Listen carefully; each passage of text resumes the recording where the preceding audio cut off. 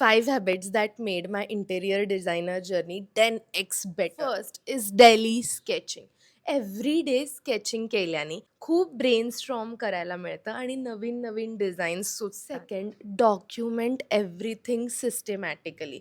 म्हणजे तुम्ही साईट व्हिजिटवर पण गेले तरी क्लायंट आणि तुमच्यामध्ये काय बोलणं झालं that means minutes of the meeting किंवा सगळे कोटेशन्स, रिव्हिजन्स, डिझाईन, ड्रॉइंग्स हे सगळ्या गोष्टी छान डॉक्युमेंट करणं खूप गरजेचं आहे. Learn something new every week. आपण साईट व्हिजिट्स, काम, मटेरियल सिलेक्शन्स यामध्ये इतके बिझी होतो की आपल्याला पण पुढे जायचं आहे, आपल्याला पण अपग्रेड करायचं आहे, हे आपण विसरून जातो. तर हे नक्की लक्षात ठेवा. Clear communication with client. क्लायंटला जर नसेल जमणार तर नाही म्हणून सांगा.